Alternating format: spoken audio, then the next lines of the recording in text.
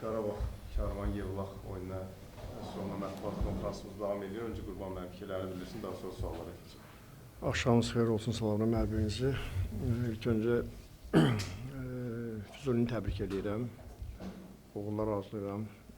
Uzun bir sürən fasilədən sonra yenidən Premier Liqaya qayıtdı baş məşqçi olaraq və qarşıdakı oyunlarda uğurlar arzulayıram ona. Futbolçularını təbrik edirəm. Çox vacib işğal idi. O qədər bizim üçün asan da olmadı bu oyun. Amma çox vacib olan işğal əldə elədik. Və suallarınızı dinləyirəm. Buyurun, sualları verə bilərik. Kənan, buyur. Qərban Nasırı təbrik edirəm. Sizi ötən mövsümlərlə müqayisə edəndə Arabdan belə bir söz deyildi ki, Qarabağ ikinci heyətlə də güclüdür. Azərbaycan çempionatında Avropa kubokları oynaya bilər. Sizə elə gəlmir ki, indiki ikinci heyətimiz bir qədər ötənlikilərdən bir qədər zəifdir. Elə gördüm ki, ən azından yox, ola bilər, amma inanın ki, bizim üçün heç də asan deyil də.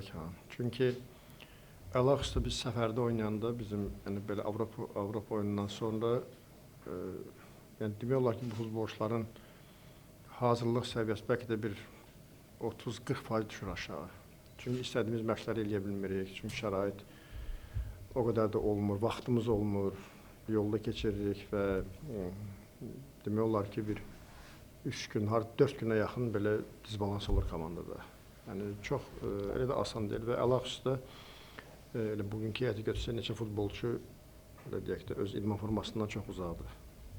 Yəni mən məsələn Ramil Şeyda bilirsiniz ki, nə qədər vaxt futbol oynamır. Onun üçün ilk dəqiqələrdə meydanda olmaq da asan deyil. O idman öz ritminə düşmək, oyun ritminə düşmək. Musa nə qədər vaxt zədədən sonra qayıtmışdı, ilk oyunuydu. Montiel nə qədər vaxt idi və digərləri hansı ki Bədavi neçə oyunu oynamırdı. Bunların o idman formasını, o ritmə düşmək gərək 1-2-3 minimum oyun oynayasan ki, biraz öz güclərini belə düzgün paylaşdıra bilsinlər. Elə asan deyil. Yəni əsas problem biraz bundadır. Amma hər bir halda biz risklərə getmək istəmirik. Çünki vacib oyunlar olsa da hər biri bizim üçün bəzən futbolçularımızı qorumaq, onların bərpasını etmək bizim üçün daha vacibdir. Hətta biz oyunu məğlub olmağa belə anlarda hazırıq, nəinki futbolçularını itirməyə. Və elə oradakı oyunda da gördüyünüz kimi həm Mateus əzələsində biraz ağrı hiss elədi, həm Leo ağrı hiss elədi əzələsində.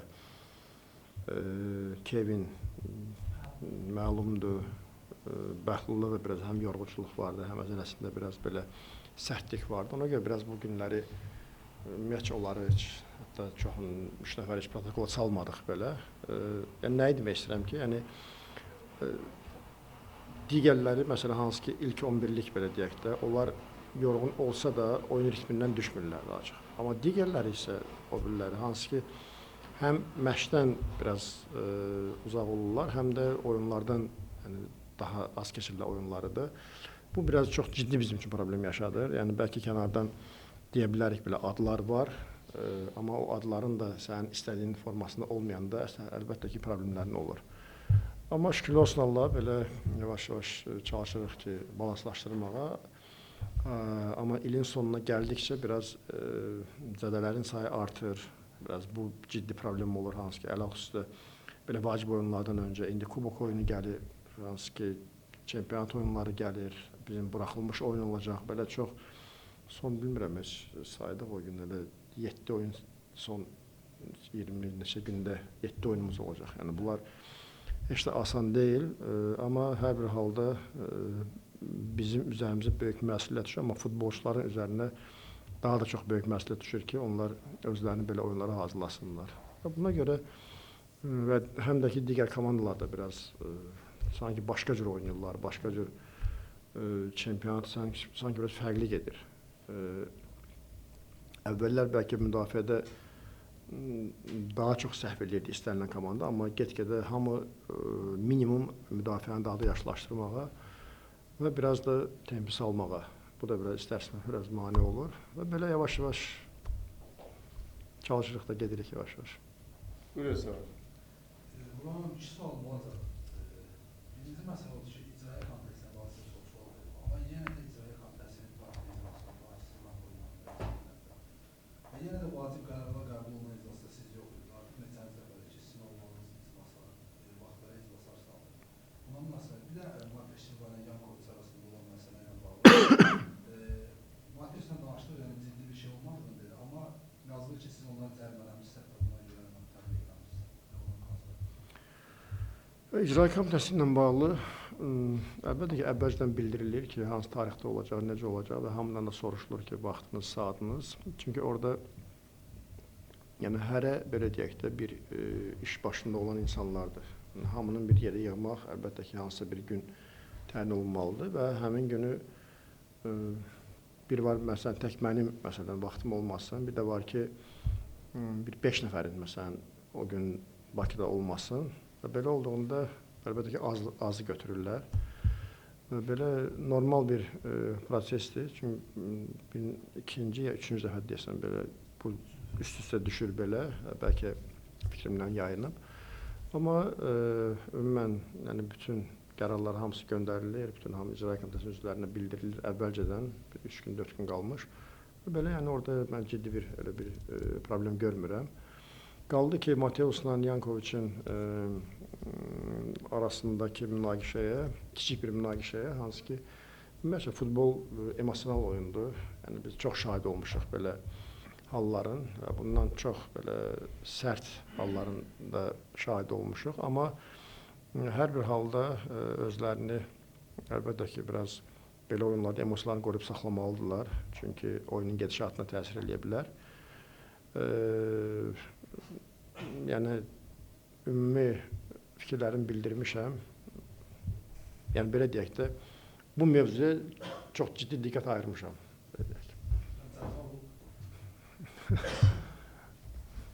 Belə də danışarıq. Buyurun. Ayaqsının oyuna düzdür, hələ bir 11-13 gün vaxt var, amma indidən bir restoran göstərişlər, jurnalistlərlə belə söhbət gəlir. Yəni fikrin barədə olur ki, Ayaqsının oyunu, yəni play-off'a çıxmaq baxımından, yəni Qarabağın çox vacib bir oyuncu. Yəni bu fikirlə belə deyək, nə dərəcədə razısınız və ümumiyyətlə bu belə bir yanaşma komandanın üzərində əlavə təzyiq yaratmır ki?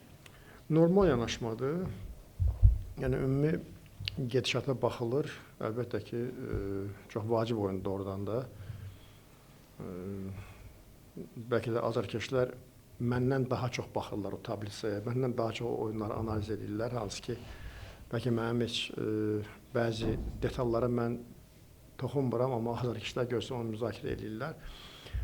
Buna görə normal yanaşıram mən buna. Bu əksinə bizə belə deyək, biraz da göstərir ki, daha da çox diqqət ayırmalıyıq. Məncə futbolçulara bunun müsbət təsiri olar. Hər bir halda qarşıdakı günlərdə çalışacağıq. Yəni çempionat oyununa hazırlaşa o oyunu da düşünməyə. Buyurun. Supersportdan Sarkan Qurban bəy, Qarabağ Çempionlar Liqasında 7 xalla 19-cu pillədə, Ayaq isə 0-la son 36-cı yerdə qərarlaşıb. Sizcə bu komandanız üçün üstünlük sayıla bilərmi? Bu turnirdə yəni baxmayaraq ki 0 xalları var. Yəni belə bir bilmirəm oyunlarına baxırsınız, baxmırsınız. Ümumiyyətcə Ayaqsın öz əlbəttə ki oyun fəlsəfəsi var, öz özəlliyi var. Hansı ki mən neçə oyuna baxmışam. Yəni rəqibindən heç də aşağı səviyyədə oynamayıb. Əksinə yəni hətta son oyunda Benfica-nın oyunda elə bunların daha çox qol epizodları oldu nəinki rəqibin. Ümumən yəni bu cür yanaşma məni bəlkə narahat edə bilər. Sanki qalibiyyət bizimdir, sanki sonda gedən komandaya qarşı oynayırıq. Biraz bundan uzaqlaşmaq lazımdır. Amma hər bir halda dediyim kimi, yəni mən bu şeyləri çox normal qəbul edirəm ki, mən fikirlər formalaşır azarkeşlərin, hansı ki bu bizə olan inamlarından, bizə olan diqqətlərindən. Yəni onlar da belə deyək də qarşıdakı oyunlara gözünü dikiblər. Elə ilk olaraq bizə ki bizdən 3 xal götürsünlər, amma yəni görünür ki çox ciddi və çox diqqətli olmalıyıq. Buyurun. Həmkarlarımızın sualını davam etdirmək istəyərdim. Bəlkə də çox tez istifadə. Liverpool barədə soruşacağım. Sonuncu maçdır, amma hər şey ola bilərdi. Ajax'ın oyunda da xal itirmək ola bilər. Liverpooldakı, Anfield'dəki maç da bir həll edici ola bilər. Liverpool'u rəqib olaraq daha yaxından izləyirsinizmi? Yəni bu gedişatı izləyirsinizmi ki, misal üçün yanvarın sonunda necə ola bilərlər? Biz bundan istifadə edə bilərikmi? Liverpool ümumiyyətcə, yəni bəzən avtomatik olaraq izləyirik. Çünki elə oyunlar olur ki, biz onlarla oynamasaq da, oynamayası olsaq da, yəni elə bir oyunlara çıxırlar ki, oyunları biz izləyirik. O ki, qaldı oyunun həll edici olmasına, yəni hər şey ola bilər. Amma hər bir halda istənilən komandada müəyyən period olur, hansı ki, biraz öz idman formasından uzaq olur.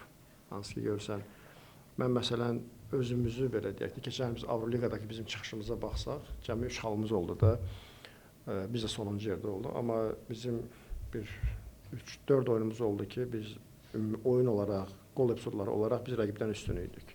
Sadəcə indi ola bilər hansısa bir, nə bilim, bizim qismətimiz deyil. Sadəcə biz ola bilər ki, nəyisə bəlkə içəridə səhv etmişdik, nəyisə bəlkə kollektivdə hansısa bir bəlkə yaxşı, belə də, dostluq yox idi.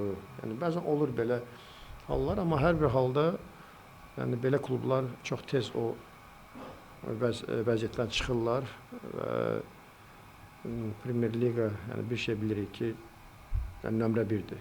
Yəni, ora biz imkanımız varsa, ora saxlanmaq lazımdır. Yəni, çalışıb əvvəlki oyunlarda daha aktiv olmağa. Buyurun. Juninho gedişindən sonra hiss olunur ki, komandada qalibdə o hücumsuz müəyyən problem var. Düzdür, bu Çempionlar Liqası məsələləri təsir etməsin, amma hiss olunur. Qışda bu tip bir hücumsuz transferlə bağlı danışıqlar gedir. Bir də ki, bu azarkeşlər arasında, xüsusən Kuchalski'nin gedişi ilə bağlı narahatçılıq var ki, bəzi klublara gedə bilər. Ümumiyyətlə, Kuchalski ilə bağlı rəftara bağlı rəsmi təklif olunur. Mən əvvəl də, ya bundan əvvəl ya bəlkə iki mətbuat konfransı öncə mən hər xəttdə mən oyunçu axtarıram. İstər hücum xətti olsun, istər orta sahə olsun, istər müdafiə xətti olsun.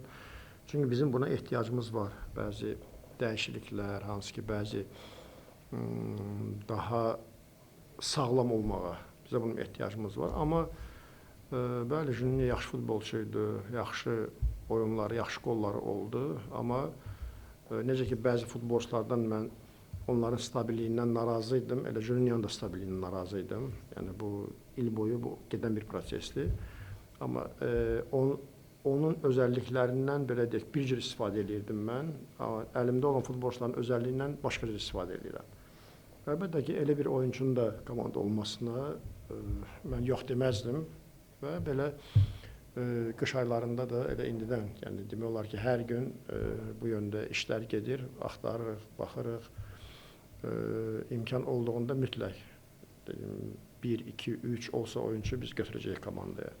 Qaldı ki, Kuchalski ilə bağlı belə bizə rəsmi təklif yoxdur, amma ümumən belə tələsmək lazımdır. Ümumiyyətcə, əgər bir oyuncu, o cümlədən qapıcı, əgər indi belə inkişaf etməyə başlayırsa, indi öz potensialını üzə çıxarmağa başlayırsa, özü də bunu məncə çox gözəl başa düşür, tələsməmək lazımdır. Əksinə, belə bir şansdan daha da istifadə lazımdır ki, burada əgər bu oyuncuya çox güvənilirsə, bunun oynama ehtimalı daha çoxdursa, bunun təcrübə toplama ehtimalı daha çoxdursa, bəzən biraz tələsmək lazımdır.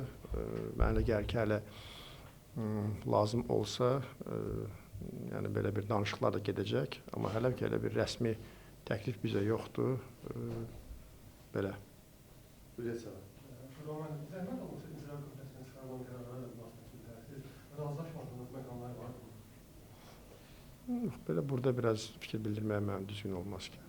Bir də ki, bu həftədə oyuncu həmkarlarımız bizə Tural Bayramova müsahibəsini yaxınlaşdırır. O bizdən xahiş etdik ki, mən çox müsahibə verirəm, uşaqlarıma vaxt ayırmaq istəyirəm, vaxt ayıra bilmirəm. Həqiqətən də o bazda çox vaxt keçirir, o çox mühümlənir. Sizə Süper. İnanın ki, mən bəzən belə deyək də, bizim komandanın deyək də, bizim Qarabağ futbolçularının iş təcrübəsinə baxanda bəzən belə yazığım gəlir desəm, biraz bəlkə ağır adlanar, amma ümumən belə yəni istəyirəm ki, bəzən onları bir ay belə buraxmağa ki, gedin futboldan uzaq olun. İnanın ki, onlar üçün heç də asan deyil. Çünki bu futbol özdəki biz istənilən turnirdə, istənilən oyunda biz nəticə verməliyik. Yəni şükürlər olsun Allah, komanda elə bir yerə gəlib çıxıb ki, yəni burada həm Çempionlar Liqası olsun, həm bizim öz çempionatımız olsun, həm kubok olsun, həm milli komanda olsun. Yəni bunların bir normal bir istirahət vaxtı yoxdur. Və gedirlər evdə yatdılar, səhər durdular, gəldilər bazaya, yenidən eyni təkrar. Yəni bura nəinki fiziki güc, hətta psixoloji adam yəni çatdırmır. Çünki mən özüm məsələn belə deyək də, baş məşqçi olaraq mənim üçün yəni heç asan deyil. Hansı ki, mən o fiziki gücü bir o qədər məsələn hiss etmirəm. Hansı ki, mən başqa yöndə mənim işim gedir.